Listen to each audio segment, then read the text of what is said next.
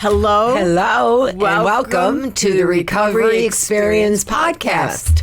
I'm Karyn Hurley, and I am one of the co-founders of ATC, Addiction Training Center, where we train interventionists and we help people get treatment and help people in recovery and network together.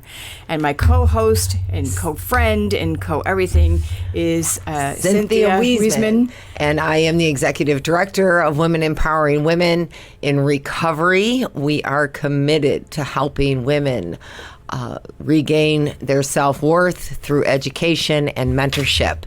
And Karyn is on our board of directors as well. And we just got finished with a mix and mingle a couple of days ago. It was amazing, amazing. I heard so many wonderful things about your whole program. And that was the first time I had been there. I am honored to be on the board. I'm honored to help people in recovery. I'm honored.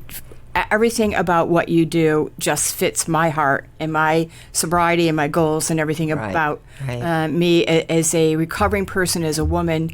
And the event was amazing. It was beautiful. There were so many people pulling together, women from all walks of life, men there supporting and doing everything they could to make this a powerful event. And it was. I heard amazing things as I just walked around because I'm an observer, so I like to walk around, and I heard incredible things about you and your team. Well, I love that Melissa Torres, our very first scholarship recipient, she continues to show up. She continues to grow, just leaps and bounds to help people. Heartwarming. Help people who are afflicted with addiction. And this year we had two, that want to be anonymous, so we respect that. Right. But one of them was around. She was volunteering, and she had to go to an exam. But what we're really excited about is getting her started. The two of them started with our mentorship program because we're ready to roll with making sure they have that good foundation as they go to school. And I also have one coming out of treatment that we're going to mentor her through her first 6 months of getting a foundation in recovery, because that's so important. And you and I have talked about that how do you do that? How do you get the foundation? Because without that group of solid women helping me, and I think that's really what brought me to tears up there, that I look around that room that day and I know I'm standing there because of certain people in that audience who carried me, whether it was just therapy I was getting, or whether it was true mentorship I was getting, or just love from the rooms of Alcoholics Anonymous. Those women were there at the table, and that's just emotional that we get to do that. I feel the same way. Yeah. I feel the same way. I have friends. I've been in recovery a long, long time. I have friends from the very beginning. Yeah. I have, my sponsor is 50 years sober. Yeah. And I'm so grateful. I still get to chat. And, I'm a thinker. I'm always thinking, wake up thinking about how I can do this, how I can help people, how can I improve this. My whole life has been how, why, how. And one of the things that I get is just stay in today. And that still works. Yes. It still works. I was talking to a very young person the other day, so overwhelmed and so saddened, and just she couldn't find her way. And she came to me kind of in a very odd direction through an amazing bail agent that I know.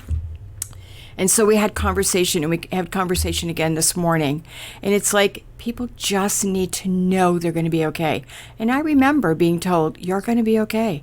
And we need to know that, that I see you, I hear you, and that you matter. Yes. And it doesn't even matter whatever you're saying, because you're confused in the beginning. Right. And you're frightened, you're scared. Right. So just to hold one another's hands and say it's going to be okay. Where are you right now? Right now, everything is fine. Mm-hmm. How many times I still say it to myself when we get, the squirrelies going on. How am I going to do this? Or I want to do this. Right now, I'm just fine.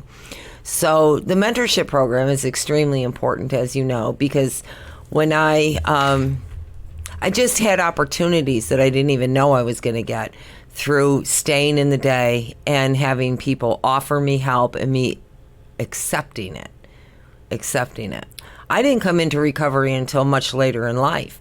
So, you as a young person coming into recovery, I thought at my age I was supposed to have it all figured out anyway. Like, how could I not? How did this happen? But when I look around and see that, there was a woman there who hired me at 9 months sober, who's my best friend today, that is just, and it was her, it was her doing what she does in recovery that helped me. And I rely on those women and become one of those women. I become that because it was given to me. And that's what it's all about. I want to continue to grow to become that person who can help anyone, because I know what it feels like to be in that shame and the guilt and not know what we're doing and how we're going to do it. I need you to help me, to guide me. Well, I first came around when I was 24. Yeah. And I was in and out for a long time, and many people just gave up. I would be drinking, coming to meetings or high or whatever. Right. And they would just give up on me. But there was one person who never gave up. You'll get it. Yeah. You'll do it. You'll get it. You'll do it. And eventually I got it and still doing it. And I remember being so frightened in the beginning, not telling anybody because don't tell anybody anything. I'm cool. I'm good. But frightened. I didn't even know what questions to ask. I didn't know what to do. I didn't know how to act. And it seemed like no matter what I did, but finally I had to begin to ask. I had to get outside of me. And our families, we talked about last time, we didn't go outside our families with what was going on. So asking somebody was so hard. I don't know what to do. I don't know if I'm doing this right. And then feeling very foolish and uncomfortable, but yet feeling connected for the first time in my life with another human being because I said that. I'd like to ask you this, I guess, because this was something in one of my readings today. It was about anger and really, looking behind the anger to find that it's hurt, that you've been hurt. Primarily taking a look at being hurt because you trusted a person that you shouldn't have trusted. And that discernment that you get in the rooms from the people who offer you help, I don't think we come in real like, I need to trust somebody, like I trust everybody. And learning how to trust somebody with my story is an important part of who I am today. And learning to, I told you my story and it turns out you weren't deserving of hearing my story. I just got to move on from that with the forgiveness of that's okay. That's okay too. Mm-hmm. But we do need to learn how to trust certain people that come into our lives. Almost divine, I believe divinely, not almost, I believe divinely, like you and I, that's divine. Yep. The people that have truly helped me have come along by the grace of God, and I've received that. And I need to be careful of, is that person or is that just something that I want, And I think there's a couple ways of looking at that. I think in the beginning, I was so wounded and I was so hurt at my own story. And I was ashamed of my story. Sure. I was ashamed of my life. I was ashamed that I couldn't do it. I was so ashamed. And so when we are giving information to another human being and exchanging that, and we feel like they've misused it, they're talking about themselves. They've misused themselves. That took me so long to understand that was about them and not about me. Oh, it took a long, long time. And once I really got comfortable, I speak all over. I talk about things that happened to me. They were not pretty things. No. I was molested. I had things happen. I could have never said that. I was so ashamed that it was my fault. Sure. Until that gets settled, we find a person that we can trust. And, I didn't trust me. Mm-hmm. My parents weren't trustworthy. I know they loved me, but they weren't trustworthy either. Right. So that I didn't have any gauge to who I could trust. So today I find that all that you said is absolutely accurate. And what makes me trustworthy today is that I have put my trust in a higher power. Exactly. And that, if as long as that relationship is right, I feel like I can walk in my own shoes and own my own story and feel comfortable in my own skin. Exactly right. But that came from watching other women who did that. And that's what I was attracted to, like a woman owning her story of being abused or whatever her story was. She could own it and be comfortable in her own skin, made me think that's possible for me. Well, we get caught in the loop of blame. So I tell somebody something, I feel they've misused it, so now I spend all my time talking about them.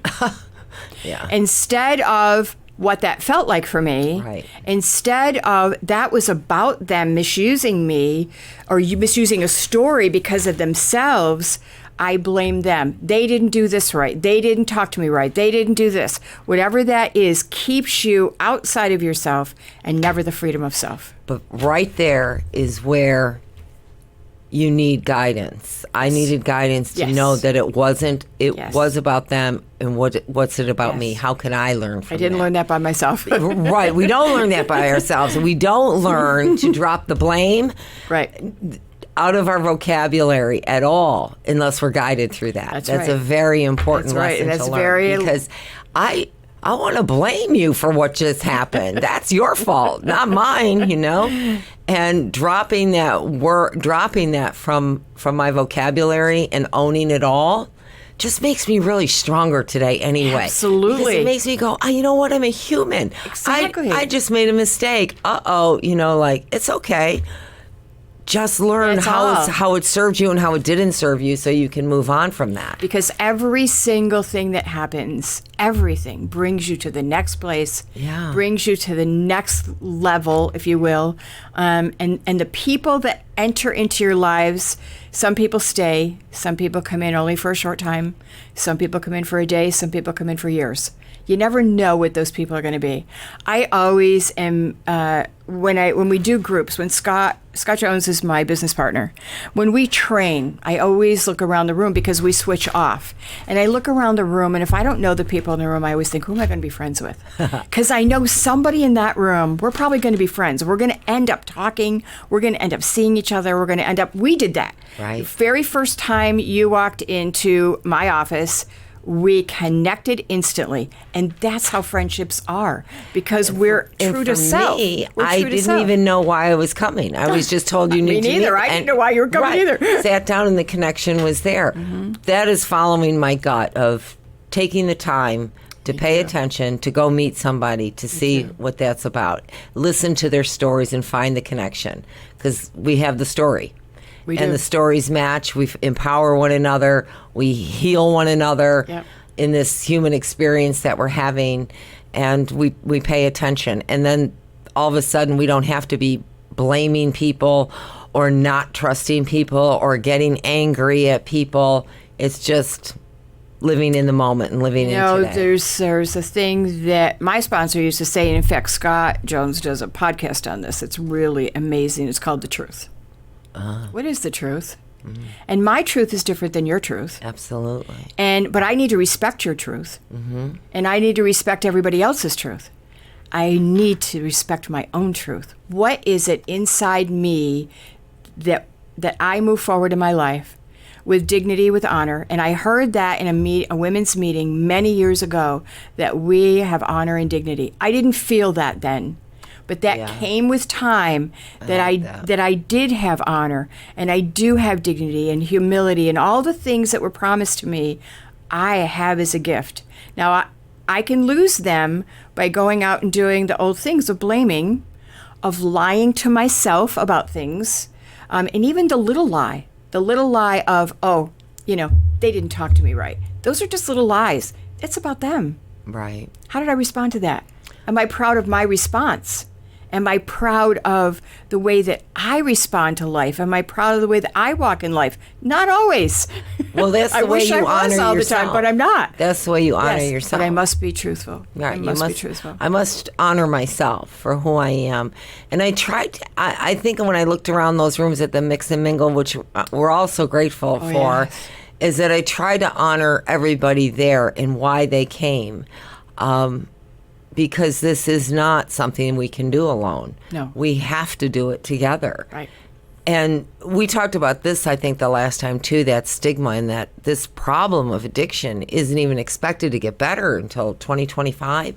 That's, like, not acceptable. No. So how, especially during this holiday season, it's tough on people and families and, you know, this and that, you know, whatever issues that they have coming up. It's hard. They need to just gather around and not isolate. Hang on tight. Hang on tight, because they can be a blessing to learn how to do that. Absolutely. And so everybody came. You know, we had all walks of life at the. You sure did. Yeah, we had all walks of life at the holiday mix and mingle, and some of them were definitely first-time people of experiencing what Women Empowering Women does. So I was grateful for that they were curious to know, because they're affected some way. If they're not themselves, they're coming because they know somebody. There's a family member, there's a coworker. There's something. And they want to learn how to help, how to get involved. I have so many people say, how can I get involved? How can I get involved? Which is a movement. It's that recovery movement. That's right. And as I walked around the room and just talked to different people, both men and women, and I talked to different people about they were there. Some, like you said, some had never been around Women Empowering Women before. Yes. Others were so happy to be there. There were women from the northern state. Took it 3 hours to get there, 3-4 hours to get there. Yeah. But they wanted to be there. They wanted to meet other women. They wanted to come together and help other human beings. I am so honored, and I'm blown away at looking. I can see the room. Because I'm so visual. I can still see the room, and the room was filled with amazing people who really cared about one another. How incredible! How incredible! Tribute to you for your vision and what you put together, and I know you tirelessly We work. have a great lineup for 2020. I'm looking very forward to it. This and is good. Some of the mentorship and the guidance that we'll get from you being on the board, and the nutrition aspect of it, particularly too with the intervention training. Mm-hmm. So many people need that to learn how to handle somebody in crisis, because it's a crisis time of year even, you know. Yes. So it's very valuable training that you offer to give people in all walks of life. It's not just for us who are in recovery. No. It's for anybody. We need to know how to do this. We need to know how to talk to people with dignity and not shame them for the situation that they're in, offer them a solution to what they're, you know, how they're handling life. Because I always remember that I think what people really don't understand is that the drug or the drink isn't the issue. It's a mental health issue that has manifested in addiction. And everybody, if they're trained as a crisis interventionist, will know that, will know how to treat that person with some form of dignity anyway. Judgment is the worst piece for anybody with an addiction. Whether you have an addiction problem, whether you're dependent, whether you're everything. If it's causing a problem in your life, then people talking to another human being, learn how to empower somebody. Yeah. Learn how to empower somebody to make a decision instead of judging them. You know, we talk about stigma. I don't know that it's there because I'm in recovery. Exactly. This is important. This is, you know, we're pioneers. We're right out there with exactly who we are, what we do, and that is important so that people can see, okay, I can talk about this somewhere.